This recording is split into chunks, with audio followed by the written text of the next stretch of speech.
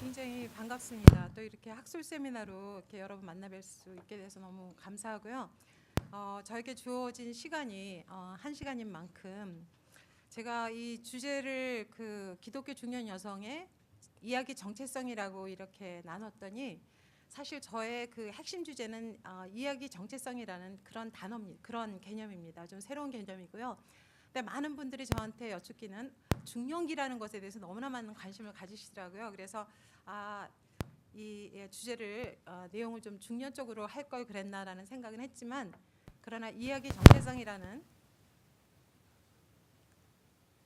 왜 그럴까요? 제가 들고 할까요? 발로 차서 그래요?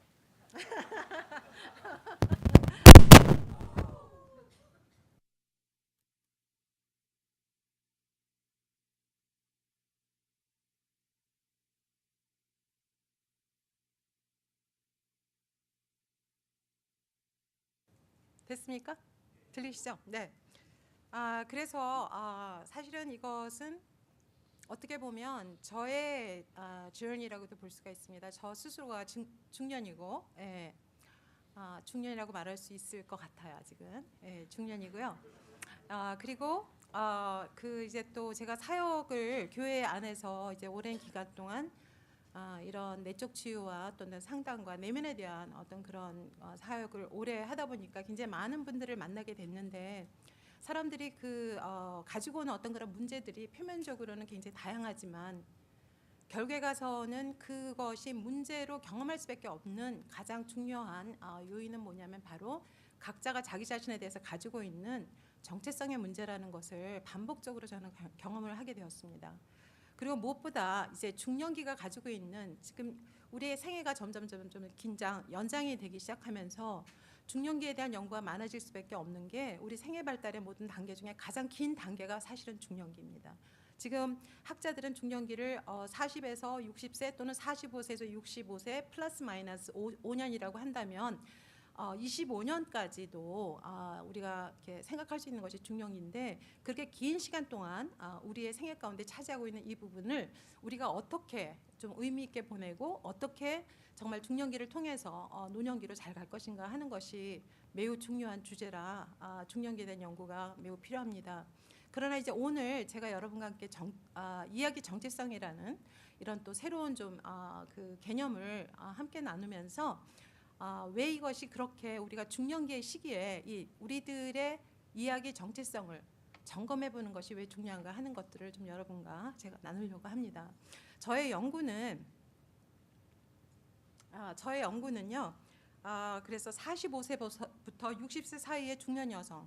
근데 제가 이 연구를 했을 때 2012년도이기 때문에 1953년부터 1973년 사이에 태어난 그런 여성들 대상이라고 보면 되겠습니다. 이야기 정체성은 굉장히 사회 문화적인 영향을 굉장히 많이 받고 사회 문화적인 가치관 아래서 형성되는 것이기 때문에 비록 제가 여기 이민 교회에 계신 분들을 대상으로 연구를 했지만, 그럼에도 불구하고 어느 정도는 한국의 유교적인 사상, 그런 것들, 한국의 전통적인 가치 개념 가운데 영향력을 받고 성장한 사람들을 대상으로 하기를 원했기 때문에 적어도 20세까지는 한국에서 성장한 사람들을 대상으로 했습니다. 그리고 이제 중년기 여성의 그 정체성에 대해서 특히 관련 있는 부분이 이제 성숙한 이야기 정체성 가운데 나오는 것이 바로 생산성이라는 개념인데요. 그 생산성은 제가 오늘은 시간이 없기 때문에 그것을 영적인 부분과 함께 이렇게 그 통합한 것들을 나눌 수는 없을 것 같습니다. 그렇지만은 그것이 바로 우리 크리스천들에게는 바로 어떤 영적인 어떤 자원들이 될 수 있기 때문에 그들의 spirituality, 다시 말해서 이 내가 연구하고자 하는 이 여성들의 그 영성의 상태가 그 어떻게 측정할 수 있는가 하는 것들을 좀 보기를 원했습니다. 그런데 제가 그 영적인 어떤 성숙도를 측정하는 그런 도구를 따로 사용하지를 않았기 때문에 그들이 교회를 얼마나 자주 가고 얼마만큼 정기적으로 사역에 헌신하고 있는가 하는 것을 좀 중점적으로 이렇게 보았습니다. 그래서 이 연구를 통해서 제가 알고자 했던 것은 바로 기독교 중년 여성의 이야기 정체성을 형성하는 그 주요 주제가 무엇인가 하는 것입니다. 그리고 그들의 생산성과 영성은 어떤 관계가 있는가 하는 것에 초점을 두었고요. 그들이 지나간 자기 인생 사건들을 기독교 중년 여성으로서 어떻게 평가하고 해석하고 의미를 부여하고 통합적인 정체성을 만들어 가는가 하는 것에 저기를 뒀습니다. 그래서 전체적으로 보면 바로 이야기 정체성, 그 다음에 생산성, 그 다음에 그 한국의 문화, 굉장히 중요한 부분이 이런 모든 것들이 영성과 어떻게 관련이 있고 하는가를 연구를 한 거고요. 그리고 대상을 바로 그 기독교 한국 중년 여인들을 대상으로 한 것입니다.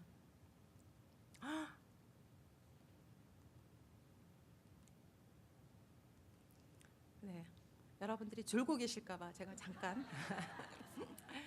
예, 우리가 정체성에 대한 이론은 가장 먼저 이제 에릭슨에 대한 이론으로 이제 기초를 잡았습니다. 사실 에릭슨은 그 성인들의 그 정체성 성장에 대해서 그 생애 발달과 정체성에 대한 연구를 가장 힘들게 다뤘던 그런 학자입니다. 그런데 여기에 보는 것처럼 그 에릭슨은 lifelong development, 그러니까 생애를 거쳐서 지속적으로 발달을 인간은 한다라고 믿었고요.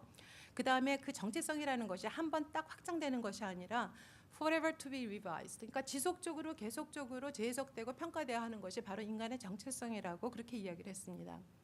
그리고 그 정체성 가운데 매우 중요한 요소가 있는데 그것은 바로 뭐냐, continuity, 연속성입니다.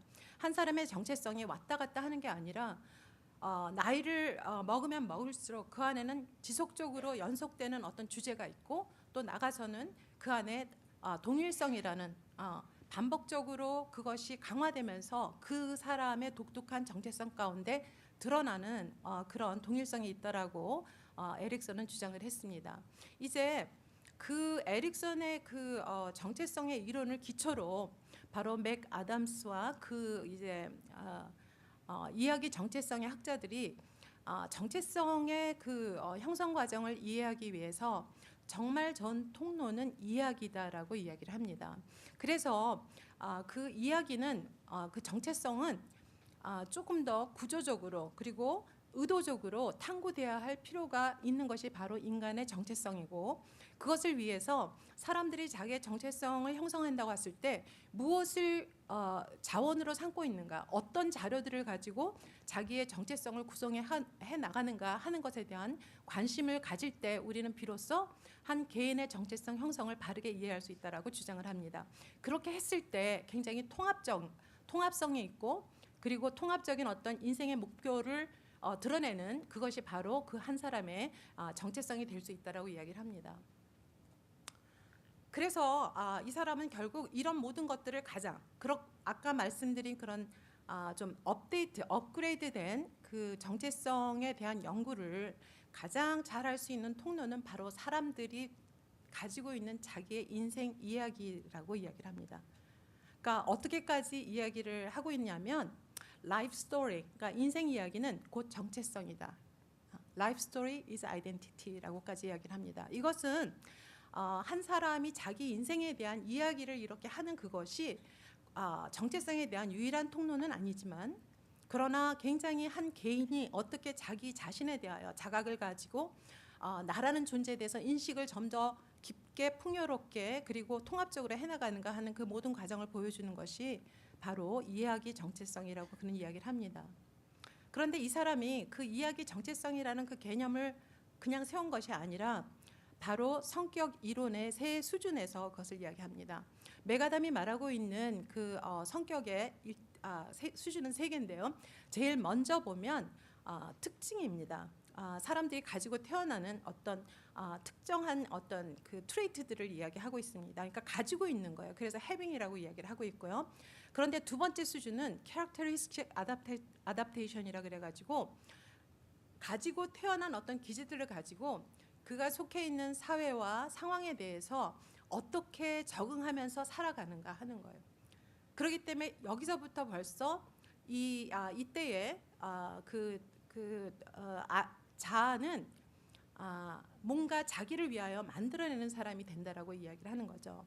자기가 가지고 있는 것들을 환경과 상황과 또 내가 속해 있는 사회적인 정황과 가치관 속에서 부딪히면서 적응해 나가면서 자기 것들을 이렇게 굉장히 활발하게 주체적으로 만들어 간다라고 이야기를 합니다. 그런데 인간의 성격, 통합된 성격은 이렇게 단순히 그 전에 한 가지 보여드리고 싶은 것이 있는데요. 이것이 바로 여러분이 알고 계실 수도 있을 것 같아요. 가장 기본적인 아까 말한 특징인데요. 보통 우리가 성격 그러면 대표적으로 알고 있는 것은 이 그래프입니다. 그래서 우리가 빅 5라고 그래가지고 오션이라는 그런 특징으로 이것을 설명을 하고 있는데 보시면 5가지 특성을 가지고 있습니다.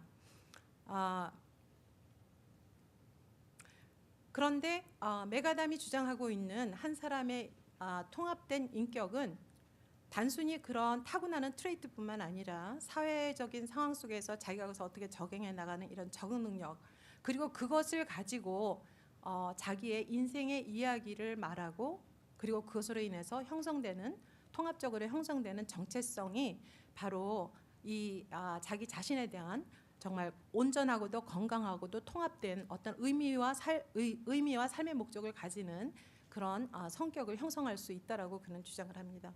바로 이런 세 번째, 이것이 이 첫 번째의 어떤 캐릭터와 두 번째의 어떤 요소들을 다 합해서 만드는 이 세 번째가 있기 때문에 바로 정체성은 이야기를 통해서 인생 이야기를 통해서 구성될 수 있다라고 주장을 하는 거죠. 그래서 통합적인 인생 이야기와 정체성, 여기를 보면 정체성이란 것은 한 개인의 인생 이야기를 전달하는 가장 복잡하고도 필수적인 요소라고 우리가 보는데요. 이 세 번째 수준에서의 인생 이야기는 단순히 이제 그 상황적인 어떤 반응 속에서 나오는 것이 아니라 본인 스스로가 자기 인생의 이야기의 저자가 된다는 거, 아웃도어가 된다는 거죠.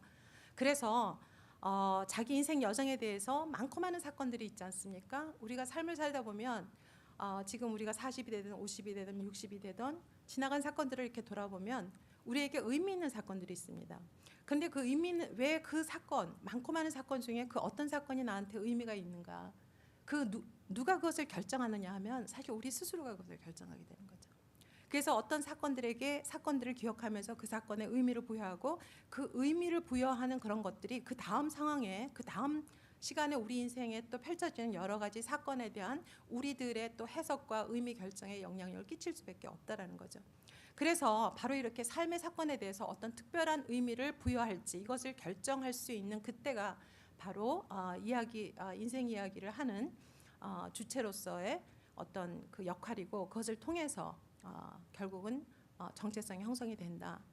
그렇기 때문에 정체성이란 무엇일까? 이야기 정체성이란 하면 바로 여기 한 개인의 내면화되고 발달하는 삶의 이야기입니다.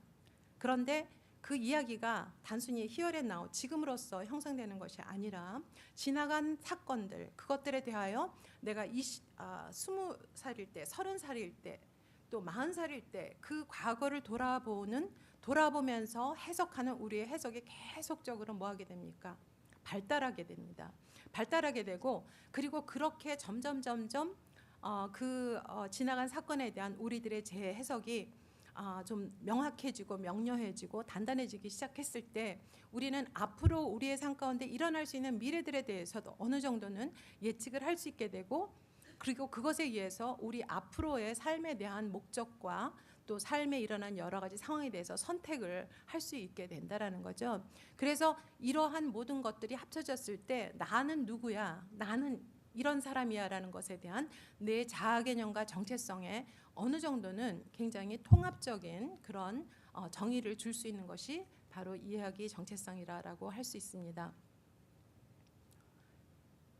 그렇기 때문에 바로 이야기 정체성, 그러니까 자신의 인생 이야기를 통해서 자기의 정체성을 형성해 나가는 이러한 관점에서 매우 중요하게 생각하는 몇 가지 쟁점이 있습니다. 제일 첫 번째는 뭐냐면 바로 자서전적 추론입니다. autobiographical reasoning이라고 하는 거죠. 이것은 나의 인생 이야기를 탐구하는 그 과정을 이야기합니다. 조금 전에 말씀드린 것처럼 어떤 사건이 왜 어떤 사건보다 더 중요한가? 어떤 사건이 어떤 사건에게 나에게 더 높은 어떤 의미를 줬으며 내 인생에 어떤 결정적인 역할을 했는가 하는 것들을 이렇게 프로세스하는 그런 과정이라고 보면 되겠습니다. 두 번째는 동기입니다. motivation. 여기에 그 두 가지 그 갈등을 일으키는 두 가지 동기인데요. 하나는 주체성, agency. 그러니까 이것은 굉장히 내 스스로가 어떤 사람이 되기 위하여 그것을 위해서 나의 능력을 개발하고 또 자기 어떤 특별의식, 특권의식을 누리기 위해서 자기 삶을 확장해 나가는 어떤 그런 것과 관련이 돼 있는가 하면 친교, 커뮤니언은 우리가 관계적인 존재로서 다른 사람과의 관계 속에서 우리는 어떻게 그것을 생각하고 어떻게 그것들을 선택하는가 하는 그 동기입니다. 세 번째는 바로 의미 부여입니다. 이야기 정체성에서 굉장히 중요한 부분이 바로 의미 부여입니다. 여러분 들으셨겠지만 제가 계속해서 의미 이렇게 이야기하고 있지 않습니까? 사건 그 자체로는 그렇게 큰 의미가 없습니다. 그런데 우리가 어떠한 사건 속에 의미를 두기 시작할 때 그 사건은 우리한테 굉장히 중요한 사건이 되기도 하고 어떨 때는 그것이 아무것도 아닌 일이 되기도 하는 것입니다. 그런데 보편적으로 사람들은 두 가지 다른 의미를 부여하는데요. 첫 번째는 redemption script이라는 거예요. 저는 이것을 한국말로 뭐라고 번역을 해야 될지 아직 이 개념이 굉장히 새로운 개념이기 때문에 이렇게 한국 그 심리학에서 대단히 이렇게 많이 다루지 않고 있는 건데 어떤 분들은 보니까 건강한 대본이라고 썼는데 사실은 그것은 조금은 이 본 뜻에서 어긋나는 것 같아서 그리고 리뎀션이란 말이 우리가 또 잘못 이게 굉장히 기독교적인 언어의 의미가 좀 있어요. 그렇죠? 리뎀션 그렇죠? 구속적인 대속적인 어떤 이런 것과 연결이 되어 있고 사실은 이 저자가 그런 의미를 조금은 뒀지만 저는 이제 우리가 신학적인 관점에서 이것이 혼돈스럽지 않기를 원하기 때문에 저는 보상을 받는 대본이라고 이렇게 이야기를 하고 싶습니다. 그래서 컨터미네이션 스크립은 보상 대본이고 그다음에 리뎀션 스크립은 보상 대본이고 컨터미네이션 스크립은 오염 대본입니다. 이것에 대해서 우리가 하나씩 간략하게 짚어보면서 가도록 하겠습니다. 제일 먼저 자서론적 추론이 굉장히 중요한 부분이겠죠. 사실은 리코라는 학자, 이분이 해석학 학자인데요. 이 사람 뭐라고 이야기를 했냐면 삶에 대한 통합적 이해는 이야기를 통해서 가능해진다라고 주장을 합니다. 사실 우리 성경에도 내러티브의 그 장르가 있기 때문에 리코르의 이런 주장은 우리도 그렇게 어렵지 않게 받아들일 수 있을 것 같습니다. 하베나스 앤 블럭이라는 학자는 이야기는 자서론적인 추론을 통해서 삶을 통합한다. 다시 말해서 삶에 대한 통합적 이야기는 이야기를 통해서 이루어지는데요. 통합되는 그 이야기는 무엇으로 인해서 이루어지냐면 바로 자서론적인 추론을 거쳐야 된다라는 거예요. 그래서 그렇다면 자서론적인 추론이 무엇일까? 자서전적인 추론, 그것은 삶의 다양한 사건을 자기 자신에 대한 지각으로, 다시 말해서 우리 자신에 대한 개념, 우리 자신에 대한 어떤 정체성 이런 것들과 연결시킬 수 있는 이야기로 이렇게 만들어가는 능력이라고 보면 되겠습니다.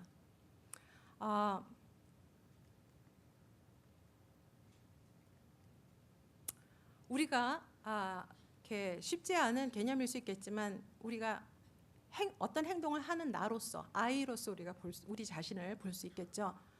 하지만 그 자서론적인 추론, 다시 말해서 나에 대한 이야기를 하기 시작할 때 우리는 객체로서의 자기, me라는 그런 것을 창조하기 시작하는 거죠. 내가 행동을 하지만 행동을 하는 것은 나였지만 내가 그 행동에서 벗어나서 나의 그 행동에 대한 이야기를 하기 시작할 때 우리가 완전히 객관적일 수는 없지만 그럼에도 불구하고 나를 관찰하고 나를 평가하고 나를 바라보는 어떤 객체로서 그 스탠스 속에서 나를 이야기하기 시작한다라는 이런 개념입니다. 이렇게 우리가 자꾸 해나갈 때 무엇이 형성이 되냐면 아까 우리가 에릭슨의 이론에서 정체성, 적어도 건강한 정체성이라면 우리가 반드시 그 안에서 확인하고 싶은 것은 그 사람의 정체성의 개념 안에 얼마나 동일성이 있는가. 이런 상황이나 저런 상황이나 할 거 없이 슬프거나 행복하거나 아니면 실패가 있을 때나 어떤 상황에서도 상황에 따라 거기에 반응하는 것이 인간이지만 그럼에도 불구하고 그 사람의 정체적인 핵이 그 안에 동일하게 있는가 하는 거예요.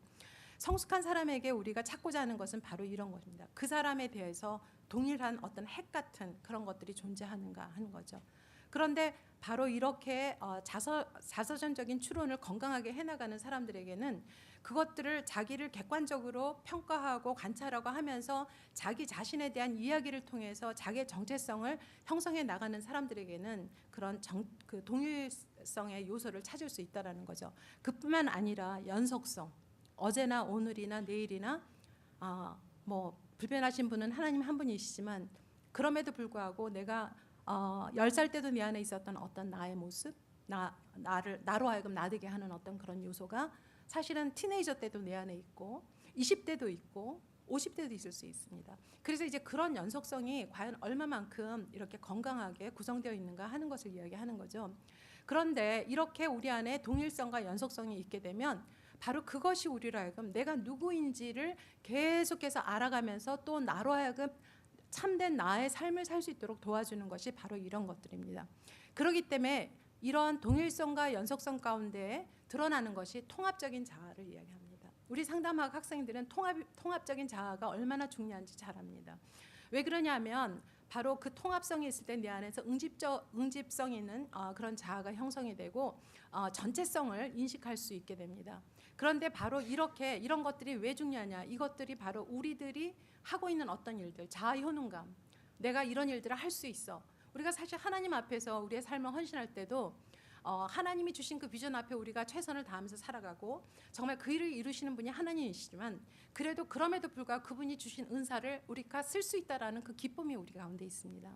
하나님 앞에 헌신했을 때 나를 통해서 그 열매를 맺어주시는 그 하나님 앞에 우리가 올려드릴 수 있는 귀한 청지기의 역할을 할 수 있는 이런 것들, 그것으로 인해서 얻어지는 기쁨, 이런 것들은 주로 이제 자기의 효능성과 굉장히 많이 연결이 될 수 있다고 보는 거죠.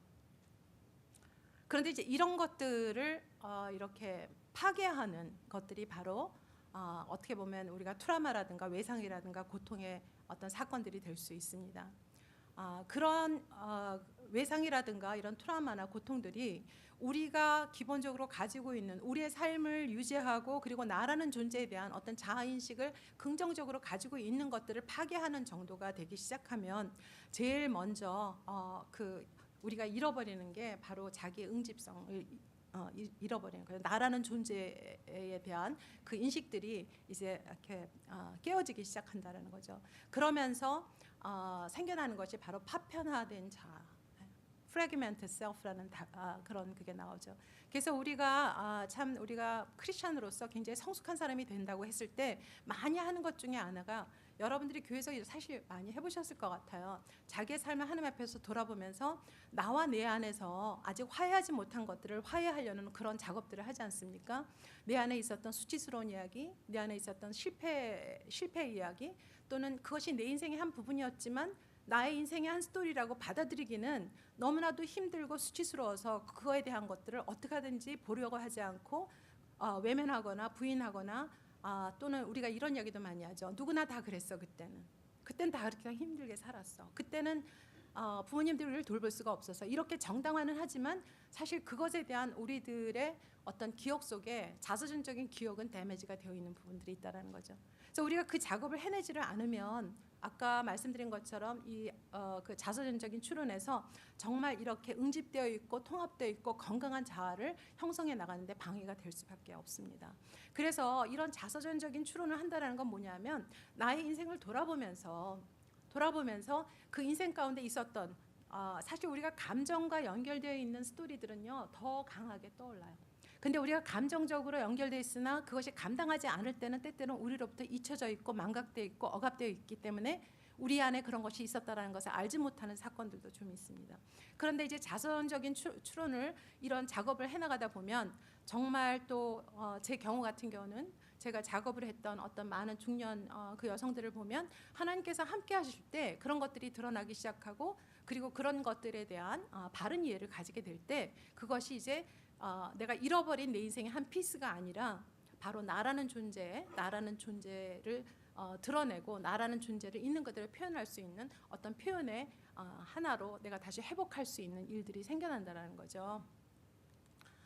이제 그 다음에 이렇게 사람들을 보니까 우리가 이렇게 자서전적인 추론이다 하면 자서전 내 인생에서 자서전을 쓴다라고 한번 여러분이 생각을 해보십시오. 그러면 자연스럽게 떠오르는 것이 그러면 내 인생에 대한 이야기를 많이 할 수밖에 없지 않겠습니까?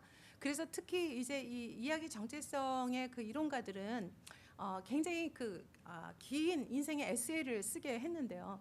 그 중에 특히 이제 관심을 가졌던 것이 인생의 하이톱, 내가 가장 잘 됐을 때, 그리고 내가 가장 비참했을 때가 언제인가, 그리고 나의 인생의 전환점, 그리고 내 인생의 또 어떤 감정적으로 너무 많은 에모셔널리 굉장히 인volved 있는 어떤 그런 사건들, 그리고 이제 나 어렸을 때 유년기부터 그다음에 청소년기 이렇게 그 단계들을 쓰게 하고 이제 이런 여러 가지 인생의 장르들에 대해서 쓰게 합니다.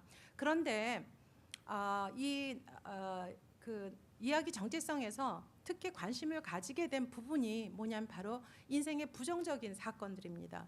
왜 그러냐면 사람이 잘 나갈 때, 모든 것이 행복하고 잘 나갈 때에 일어나는 변화보다는 고통과 무너짐과 깨어짐과 그 가운데서 사람이 부정적인 사건들을 어떻게 다루느냐, 어떻게 이 사람 것을 다뤄가느냐에 따라서 사실은 이 사람의 그 이야기 정체성의 질이 너무나 많이 달라진다는 것을 발견하게 됐습니다.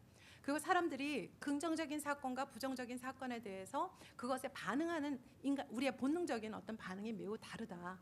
그래서 긍정적인 사건이 이렇게 일어나면 너무 좋아 이렇게 하지만 부정적인 사건이 딱 이렇게 일어나면 not again. 그러니까 또 반복적으로 계속 일어나는 것 같이 그렇게 더 강하게 부정적인 사건을 반응한다라는 것을 보게 됐죠. 그리고 또 발견하게 된 것은 우리가 부정적인 사건들은 우리에게 긍정적인 사건보다 훨씬 더 이 상황에 대하여 많이 깊게 생각하고 묵상하게 만든다는 거예요. 그래서 왜 이런 일이 나한테 일어나는가?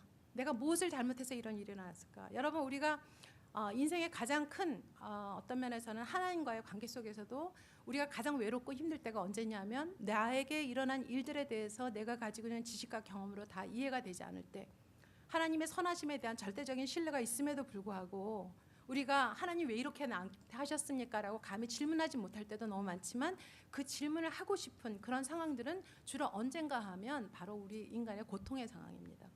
그래서 그 이야기 정체성의 학자들은요, 인생의 그 높은 이야기보다 인생의 발음, 완전히 이렇게 히터 발음한 추락한 그 사건 속에서 이 사람들이 어떻게 그 상황을 해석하고 나가는가, 그것이 한 개인의 이야기 정체성의 성숙도를 결정하는 것이라고 이렇게 주장들을 합니다. 그래서 부정적인 사건에 대한 인지적인 과정, 이것이 어떻게 그것에 대해서 왜 일어났을까, 무슨 일이 일어났을까, 내가 도대체 뭘 했단 말인가, 자기가 가지고 있는 모든 어떤 정보와 경험을 통해서 이 상황을 조금 정상적인 사람처럼, 정상적인 상황처럼 이해해 보려고 하는 그들의 그 노력의 그 과정들이 결국에서 뭐하고 연결됐냐면 그들의 굉장히 성숙한 심리적인 건강, 웰빙, 그리고 또 그런 것들을 추리해 나갈 수 있고 아무리 힘든 상황 속에서도 거기서 어떤 긍정적인 의미를 창출할 수 있는 능력과 직접적으로 관계가 있다라는 것을 발견했습니다. 사실 긍정적인 사건에 그들이 반응하는 것은 그들의 어떤 이야기 정체성의 그 성숙도와는 거의 아무 어떤 영향을 끼치지 못하는 것으로 그렇게 이제 나타났던 거죠. 그래서 사람들이 보통 그렇다고 모든 사람들이 그 부정적인 사건이나 이런 고통 앞에서 뭔가 의미를 창출하려고 하지는 않습니다.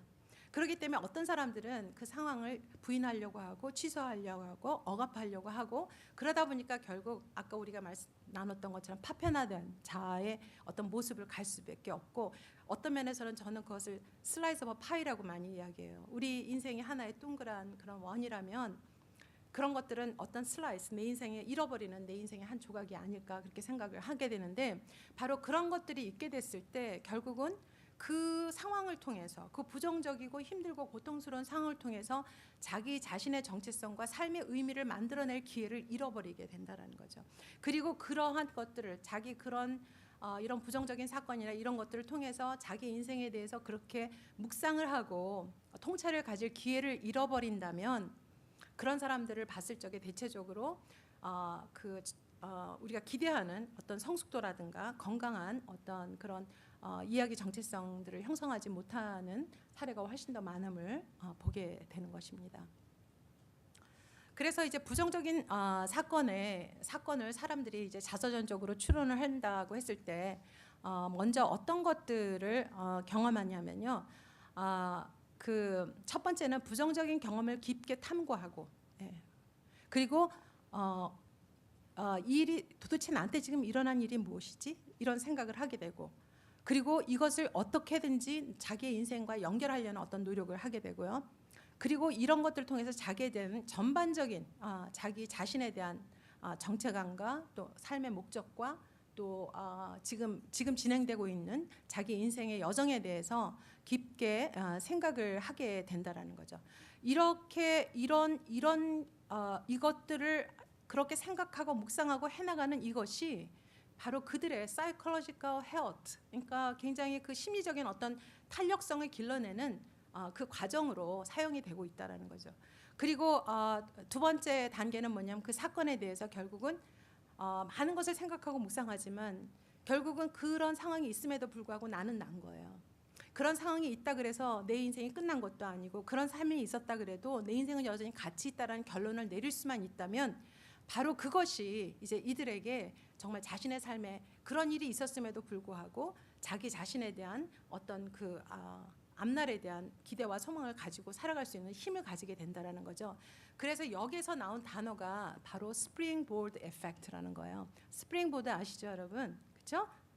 용수철 같이 탁 치면 뛰어오르는. 그래서 사람들에게 이런 또 이제 그 비슷한 개념으로 많이 이제 그 나타난 언어가 psychological resilience라 그래가지고 우리 한국말로는 회복 탄력성으로 번역이 되어 있는 그 개념입니다. 여러분 들어보신 적 있으시죠, 그렇죠?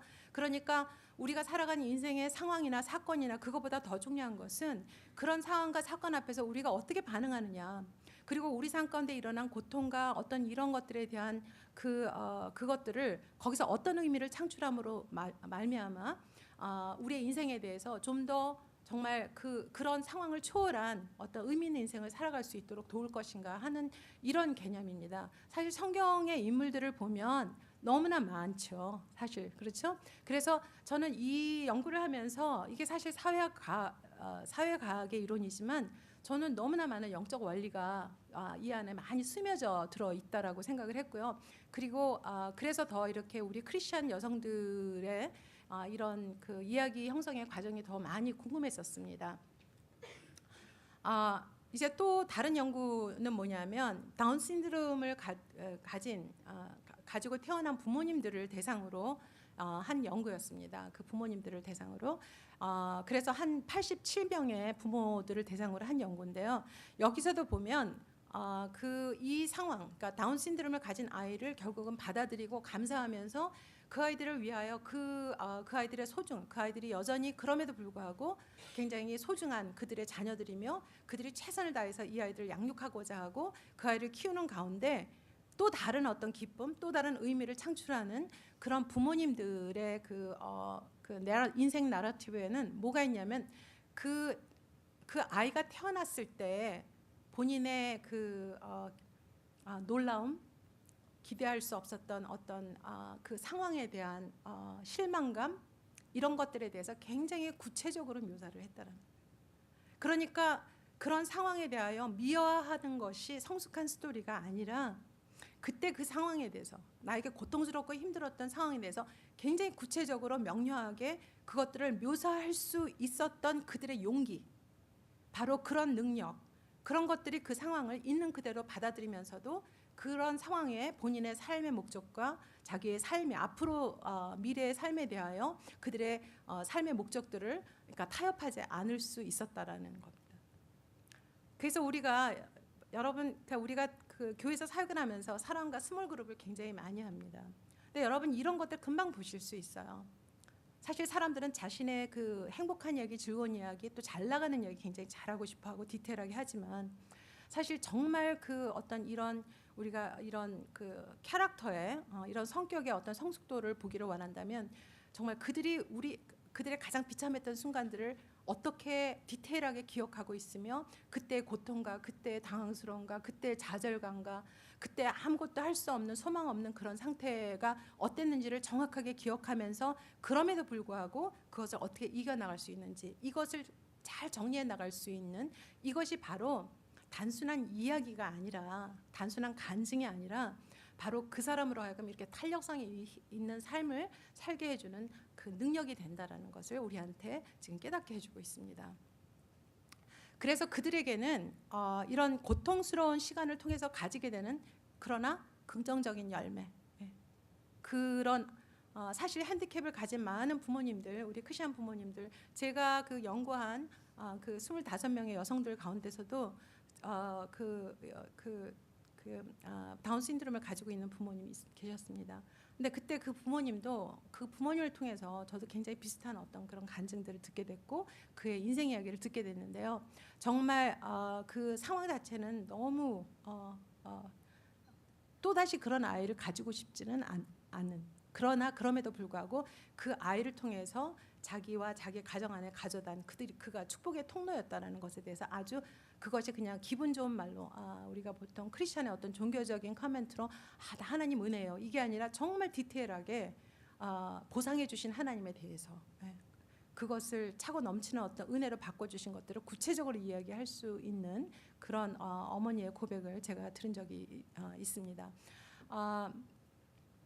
그래서 이제 굉장히 그 특징이 뭐냐면 응집력 있는 내러티브, 그리고 이런 사람의 그래서 측정되는 것은 굉장히 높은 웰빙의 수치. 이건 다 이제 연구로 나온 거예요. 그냥 이렇게 측정한 게 아니라 이렇게 이제 그 양적 그 툴들을 양적 논문 연구의 도구들을 사용해서 얻어진 결과들입니다. 굉장히 성숙한 어떤 자아의 상태를 가지고 있다라고 그렇게 나와 있습니다. 그래서 고통스러운 그 사건에 대해서 성숙한 자서론적인 추론의 과정을 거친다면 변화가 일어나는데 어떤 변화가 일어나냐면 첫 번째는 자기 자신에 대한 느낌이에요. 자기 자신, 뭐가 연약함이라는 것에 대한 인식이 생기는 거예요. vulnerable. 난 굉장히 연약하다. 나는 어떤 것들이 왔을 때 나는 거기에 의해서 쉽게 다칠 수 있는 존재라는 그 인식을 가지는 거야. 나는 강해야만 해가 아니라 이런 사건을 통해서 나는 굉장히 연약할 수 있는 존재야. Yet strong. 굉장히 이렇게 역설적인 두 가지가 함께 있는 거예요. 나는 연약하지만 그러나 이것을 이겨낼 수 있는 그런 힘이 나에게 있어. 난 이것을 해봤잖아 하는 이런 변화된 인식이 자기한테 있게 되고요. 그리고 자기 자신이 그런 고통을 겪으면서 다른 사람들에 대해서 똑같은 문제가 아니라도 동일하게 그렇게 이 땅을 살아감에 있어서 연약할 수밖에 없는, vulnerable 할 수밖에 없는 그 다른 인간들에 대하여 컴패션이 생긴다라는 거예요. 그래서 타인에 대한 생각이 바뀌기 시작한다라는 거죠.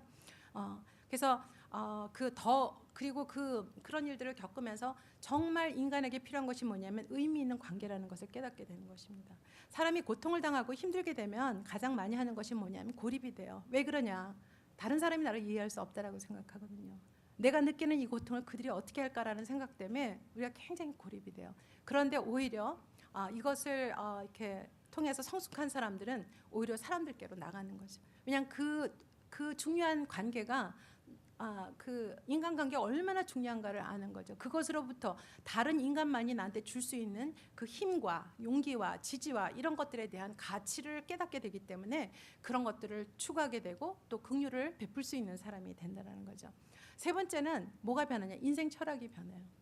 인생에 대해서. 내가 모든 것을 다 할 수 있고 다 성취할 수 이렇게 생각할 수도 있었겠지만 그러나 그럴 수 없는 인간의 그 실체들에 대해서 알게 되는 거죠. 그래서 인간 한계, 유한성, 그리고 그냥 아무 일도 일어나지 않는 그 일상이 지루한 것이 아니라 그 일상의 감사. 아무것도 일어나지 않는데 때때로 이렇게 너무 무료하고 지루하잖아요. 그런데 그런 일이 일어나지 않기 때문에 얼마나 감사한가 이런 것들을 이제 깨닫게 되는 거죠. 그리고 나가서는 정말 삶의 중요한 것이 무엇인가, 삶의 우선순위를 다시 한번 확인해 볼 수 있게 되고 그리고 실존적인 자기의 존재 자치. 그렇기 때문에 바로 여기에서 꼭 기독교는 아니지만 그 종교에 대한 중요성에 대한 인식도 가지게 되는 것이 바로 이렇게 이 고통을 통해서 성장해 나가는 그런 내러티브를 가진 사람들에게서 관찰되는 변화가 되겠습니다. 두 번째는 첫 번째는 이렇게 자서전적인 어떤 추론이었으며 두 번째는 이제 의미 만들기입니다. 아까도 말씀드린 것처럼 여기에 두 가지 이제 키 포인트가 있는데 하나는 redemption script입니다. 저는 이제 보상 대본이라고 썼습니다. 그런데 이것은 뭐냐면요, 자기 인생에 일어나는 그 일이 아무리 나쁘고 힘들고 그런 일이라 할지라도 마지막 결론을 어떻게 맺느냐면 이것이 내 인생에 너무 의미 있는 일이라는 긍정적인 결론을 맺을 수 있는 사람들을 이야기하는 겁니다. 이것은 억지로 되는 것이 아니라 그만큼 삶에 대한 어떤 자기 자신에 대한 또 자기 삶의 의미와 자기 자신에 대한 어떤 그 소중함, 아까 말한 자기 효능감 이런 것들을 가지고 있는 사람들이 이런 일로 인해서 내 인생이 멈출 수 없고 이런 일로 인해서 내 인생이 축소될 수 없고 이런 일로 인해서 내 인생이 포기될 수 없다라는 어떤 이러한 자기 삶에 대한 기대를 가지고 있을 때 이런 그 보상적인 어떤 그런 대본들을 쓴다는 거죠. 그래서 성숙한 사람의 라이프 인생 내러티브를 이렇게 분석을 해보면 그들의 삶에도 물론 상반되는 그 오염 대본이 분명히 있을 거예요. 그러니까 너무 좌절되고 할 때 그래서 좋은 일도 나쁘게 만드는 좋은 일도 그 아무리 좋아도 요새는 우리가 상대적 박탈감이라는 게 있잖아요. 상대적 빈곤. 우리가 이렇게 굉장히 잘 살아요 지금요. 굉장히 잘 살고 있지만 그럼에도 불구하고 우리는 행복하지 않아요. 왜냐하면 상대적인 빈곤 때문에 그렇죠. 그렇기 때문에 그러한 생각을 가지고 있다면 좋은 것도 나쁘게 만들 수밖에 없는 대본을 그 사람은 가지고 있는 거예요. 그러니까 우리 한 사람 한 사람이 인생을 살아가면서 우리 안에 이런 대본의 틀을 가지고 있다는 거죠. 그런데 어떤 사람도 한 가지만 가지고 있는 사람은 없는 것 같아요. 그러니까 이 보상의 대본을 가지고 있는 사람도 있고 또 오염의 대본을 가지고 있는데 어느 것을 더 많이 가지고 있는가 이제 이거죠. 어느 것을 얼마만큼 가지고 있는가. 만약에 내가 이런 그 보상 대본을 훨씬 더 많이 가지고 있는 사람이라면 나는 물론 힘든 일이 생겼을 때 나를 좌절시키는 상황이 생겼을 때 그것에 의해서 좌절할 수밖에 없겠지만 그럼에도 불구하고 나의 결론은 그것이 또 다른 내일의 삶을 위한 또 다른 어떤 나한테 자원을 되게 만드는 그런 사람이 될 수 있습니다. 바로 그것이 굉장히 성숙한 인생 내러티브 사람들에게 발견한 거였어요. 그런데 이제 오염 내부는 좋은 것도 다 타락시키는 거죠. 그래서 생산성이 높은 사람, 특히 중년 생산성은 중년의 어떤 특징이죠. 근데 생산성이 높은 사람일수록 그들에게는 굉장히 높은 어떤 그런 보상 대본을 볼 수 있었습니다. 그다음에 이제 세 번째로는 동기 자원입니다. 바로 주체성과 그리고 친교라는 개념인데요. Agency and Communion.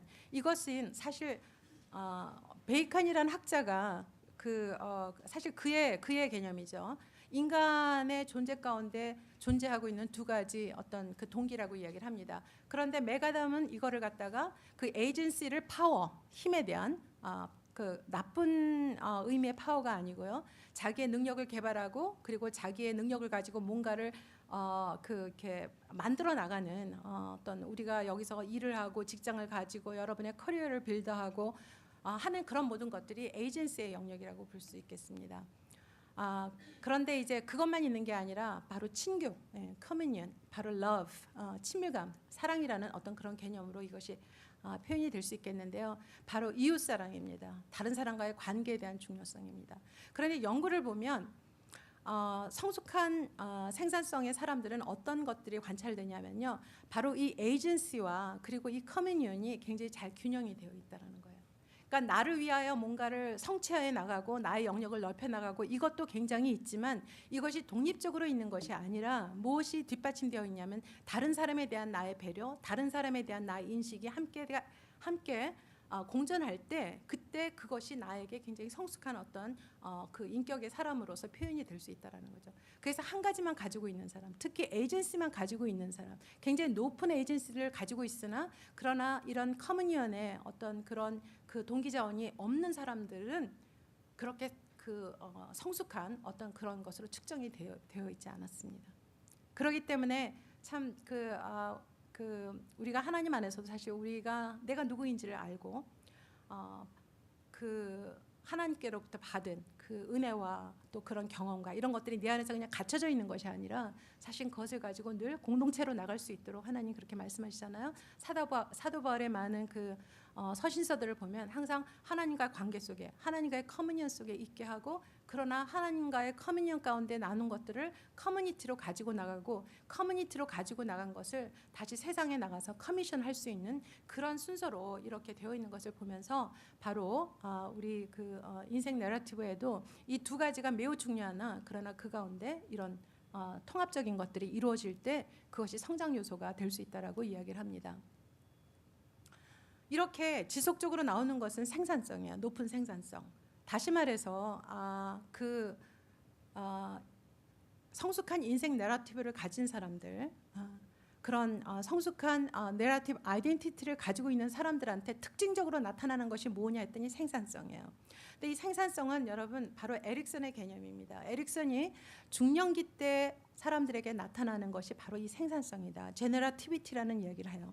그거는 생산한다라는 의미죠, 그렇죠? 그런데 에릭슨은 이것을 어떻게 봤냐면 중년기에 나타나는 발달 과제라고 봤습니다. 그래서 중년기의 사람들이 생산해내지 못하면 반대로 무엇을 느끼냐? 침체되는 거죠. 왜냐하면 젊음을 잃어버리고 내 인생 벌써 많이 지났는데 내가 지금 이뤄놓은 것은 없다라는 인식을 가지게 되면 침체될 수밖에 없겠죠. 그리고 그러나 생산적인 사람이 되었을 때 하나의 덕목으로 맺혀지는 것이 뭐냐면 바로 돌봄이라는 능력이에요. 그런데 여기에서 이제 우리가 생산성을 이야기했을 때 세 가지 영역이 있습니다. 생식력, 생산력, 그다음에 창의력. 그래서 바로 생산성은 우리가 가지고 있는 그 생산성과 그다음에 창의성을 통해서 우리 나름대로 이때까지 중년이 될 때까지 여러분이 살아오시면서 여러분 안에 형성되어 있는 어떤 장인 기술들과 정신들이 있단 말이에요. 그런데 그것을 나의 일로 마무리하는 것이 아니라 어떻게 우리가 다음 세대를 위하여 이것을 정말 잘 패키징하고 잘 디벨롭하고 해서 이것을 넘겨주고 갈 것인가 하는 이것이 바로 에릭슨이 말했던 제너러티비티입니다. 그런데 이런 생산성의 사람이 되기 위해서 굉장히 중요한 하나의 신념이 있는데 그건 뭐냐면 필요한 존재라는 의식이에요. Needed to be need. 그러니까 중년들이 생산성의 삶을 살기 위해서는 내가 필요한 존재라는 인식이 있어야 돼요. 그러니까 나의 젊은 세대들이 나를 필요로 한다라는 그 인식을 가지고 있을 때 우리가 생산성에 우리의 삶을 더 기여할 수 있다는 거죠. 뿐만 아니라 우리가 뭔가를 남겨주고 갈 이 다음 세대 그리고 전반적인 인류에 대한 인류에 대한 어떤 믿음, 정말 이것이 가치 있는 일이라는 그런 것들, 그 두 가지를 가지고 있을 때 사람은 생산성에 자기의 삶을 줄 수 있다고 이야기를 합니다. 그러니까 생각해 보세요. 굉장히 자기중심적으로 세상을 살아가는 사람들이라면 그 자기의 인생에 대한 인식이 자기 영역에만 있는 사람이라면 확장돼 나갈 수가 없다라는 이야기를 하게 되는 거예요. 그래서 여기는 확장돼 나가기 위해서 바로 이 두 가지 신념이 필요한데 이 개념을 그 메가담의 그리고 내러티브 아이덴티티의 이론자들은 좀 확장을 시켰습니다. 그래서 그들은 이 생산성, 사실 이 메가담과 세인 아홉이라는 사람은 이 생산성에 대한 연구를 굉장히 많이 하면서 무엇을 만들어내냐면 생산성을 특정할 수 있는 그런 툴을 만들어냈어요. 그래서 많은 사람들의 어떤 그 생산성을 측정하고 이렇게 했는데 그분들이 그 측정한 결과 생산성이 꼭 중년기의 발달 과제는 아니다.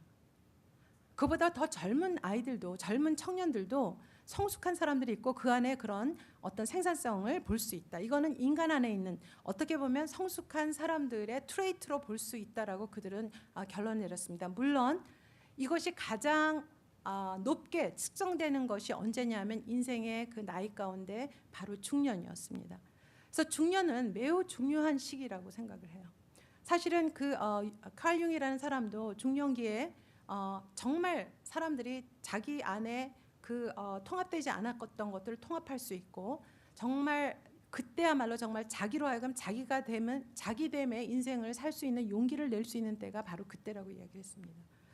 하버드의 웨일리언트 학자의 연구도 70년간 지속된 연구죠. 근데 그 연구에서도 이야기한 것이 뭐냐면 중년기에 잘 사는 사람들이 그 중년기에 굉장히 행복하게 잘 살고 생산성 있는 삶을 사는 사람들이 노년기의 행복과 직접적으로 연결이 된다.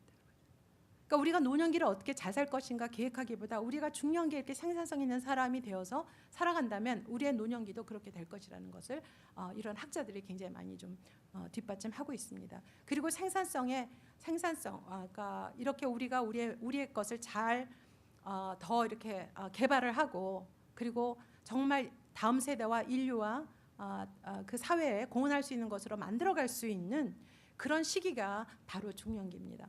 그래서 그들은 이제 굉장히 이 중년 그 생산성이라는 게 굉장히 많은 요소들하고 이렇게 연결이 되어 있다고 생각을 했습니다. 그래서 문화적인 요구, 중년에게 바라는 문화적인 요구, 우리가 살고 있는 시대, 그러니까 우리가 살고 있는 미국 땅 또 한국의 이 시대가 중년들에게 바라는 어떤 문화적인 요구가 무엇인가 하는 인식을 있어야 되고요. 그다음에 자기 자신 안에 있는 내적인 욕구, 다시 말해서 아까 그 두 가지입니다. 첫 번째 거, 내가 정말 필요한 존재라는 것에 대한 나를 필요로 하는 사람들이 있다라는 그 필요의식, 내가 그렇게 소중한 거야, 내가 가진 것이 소중한 거야 하는 이런 내적 욕구가 있어야 되고요. 그 다음에 이제 세 번째는 바로 다음 세대를 향한 믿음입니다. 그들에 대한 관심을 가지는 거죠. 그들에게 관심을 가질 때 그들이 필요한 것이 무엇인가를 좀 더 잘 내줄 수 있는 사람이 되고요. 그 다음에 이제 인간 인류에 대한 선함, 아까 신뢰 이야기했고, 그 다음에 나오는 것이 이제 그 생산적인 헌신, 내가 정말 커미트 할 수 있는가 그거를 위해서.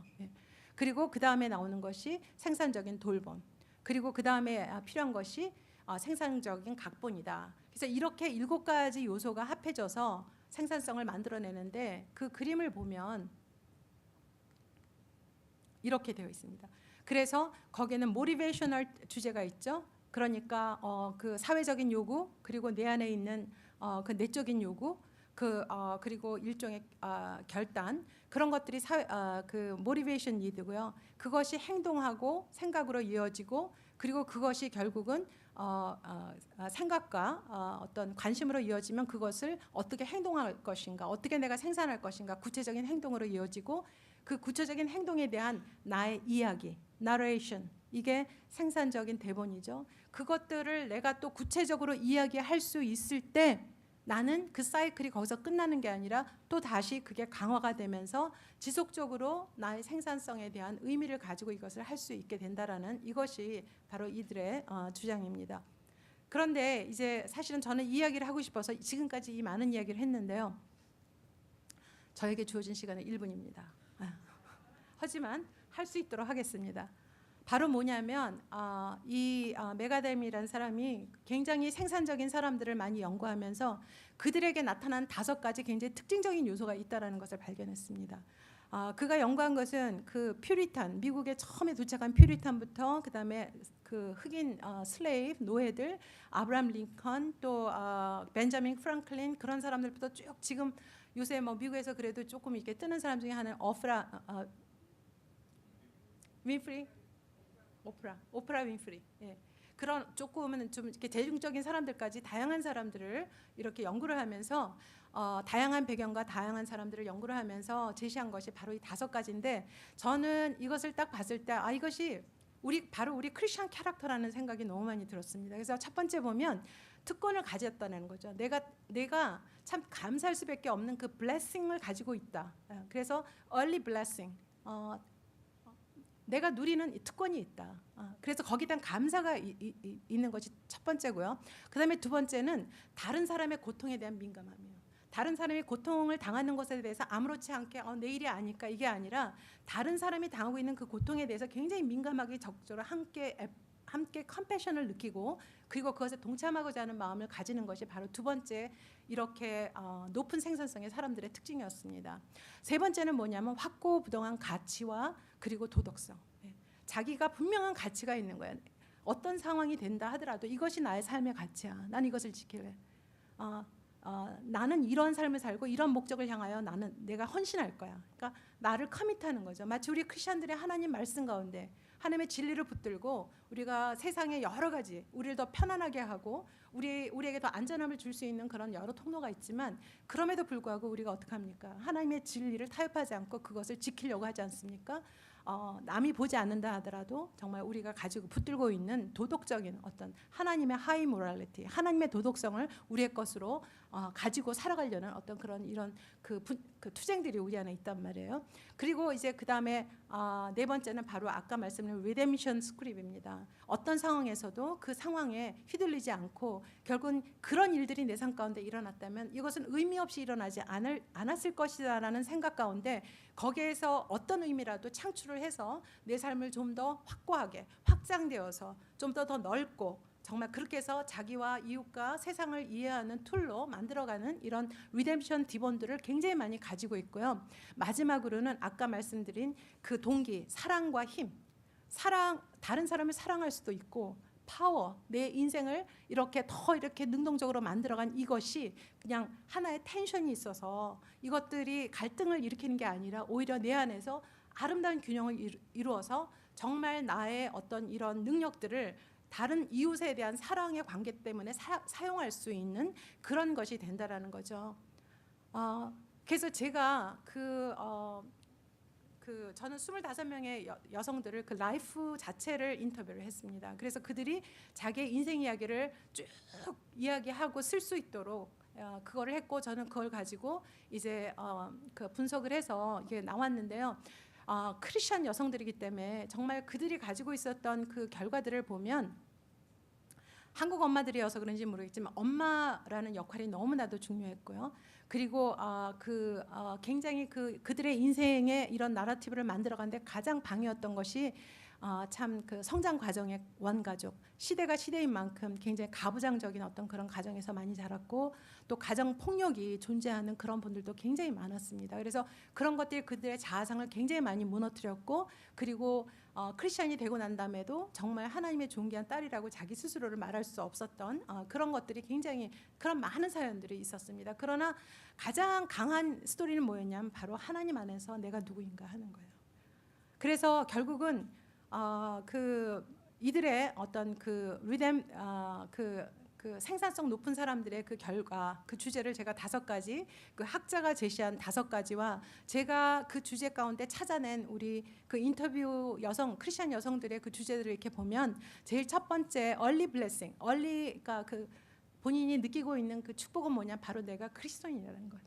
내가 하나님의 자녀가 되었다라는 그것 자체를 그들은 다 엄청난 축복으로 봤고요. 그다음에 두 번째는 정말 suffering of others, 다른 사람에 대한 그 긍휼함이 이분들 스스로가 가졌던 그 고통, 그 무너짐, 그것들에서 멈춘 것이 아니라 그게 많은 분들께는 정말 삶의 비전이 되었더라고요. 그래서 저는 정말 너무나 감동스러운 이야기를 많이 들었습니다. 그 고통이 있음에도 불구하고 그 고통을 아는 자이기 때문에 이제 그 고통을 다른 사람의 고통을 어떻게 하든지 도우려고 하는 것이 그걸 통해서 하나님께 인도하려는 것이 그들의 삶의 비전이 되어 있다라는 것을 저는 확인을 할 수 있었습니다. 세 번째는 그 리뎀션. 여기에서는 정말 모든 것이 자기중심적으로 해석했던 그런 것들이 그런 경향이 우리 안에 너무 있잖아요. 그러나 이제는 인생의 사건과 자기의 삶의 여러 가지 일들에 대해서 더 이상 자기의 주관적인 것으로 그것을 해석하고 하는 것이 아니라 하나님 말씀 가운데 자기 인생에 대한 지나간 사건들에 대한 것들을 재평가하면서 만들어가는 것을 보게 됐습니다. 그리고 이제 굉장히 덕스러운 삶을 추구하고 있었고 그리고 이들에게 가장 의미 있는 것은 정말 자녀들에게 믿음의 어머니로 기억이 되고 또 나가서는 그들이 속해 있는 공동체 가운데 정말 뭔가를 나눠주는 영적 멘토가 되는 거였습니다. 교회 안에서의 사역 제안이 있는데 이거 설명할 시간이 없으니까 여러분 읽어보세요. 정말 너무나 많은 우리 크리스천 여성들 무너진 정체감을 가지고 있습니다. 그들이 열심히 신앙생활을 하고 교회에서 너무나 멋있게 봉사를 하고 있지만 그들 안에는 이렇게 통합되지 않은, 해결되지 않은, 아직은 파편화되어 있는 자아들을 너무나 많이 가지고 있다는 걸 저는 보게 됐습니다. 그래서 이것을 위해서 교회가 무엇을 어떻게 할 수 있을 것인가 했을 때 그런 좀 구체적인 작업들이 필요하다. 정말 그들이 머리로 알고 있는, 개념적으로 알고 있는 하나님의 자녀라는 그 정체성이 그들의 삶 가운데 실질적으로 이렇게 통합하고 그래서 정말 이 중년기 때 정말 그들의 잃어버린 삶의 피스를 다시 가져와서 정말 이 중년기 때 생산성을 만들어가는 사람들이 될 수 있도록 우리가 그것들을 교회 사역 내에서 충분히 도울 수 있다라고 저는 생각하고요. 그 제안들을 몇 개를 좀 했습니다. 결론. 1분이 지났지만 이건 해야 되겠습니다. 이 이야기 정체성의 성장 요소 마무리한다면요. 첫 번째는 뭐냐? 확고한 정체성입니다. 내가 누구인가를 정확하게 아는 것. 우리 크리스천들에게는 우리가 하나님의 형상으로 창조됐다라는 거겠죠. 그런데 그것으로 인해서 삶의 목적, 삶의 가치, 신념 이것들을 정확하게 알고 그것들을 표현하고 그것들을 하루 일상생활 속에서 살아갈 수 있도록 하게 하는 것. 이것이 가장 중요한 것이며 그다음에 친밀감. 하나님은 관계적인 존재로 우리를 지으셨고 그렇기 때문에 거기서 요구되는 건 친밀감입니다. 많은 사람들이 마음이 통하는 관계를 맺지 못하는 이유가 있습니다. 그런데 정말 이런 부분들이 회복이 되었을 때 정말 그렇게 건강하고 정말 바운더리가 건강한 그런 관계를 맺을 수 있는 이것이 바로 이야기 정체성 형성의 성장 주제고요. 마지막으로는 통찰과 지혜입니다. 하나님께서 정말 우리들에게 주시는 지식이 아니라 지혜입니다. 지혜. 통합된 인생의 그 결론은 지혜예요. 그래서 이 통찰과 그 지혜를 정말 자기 삶의 이야기를 통해서 하나님의 말씀 가운데 창출해낼 수 있는 이런 사람들이 바로 저는 우리가 정말 보고 싶은 크리스찬 중년 여성이라고 생각합니다. 여러분 여기까지입니다. 감사합니다.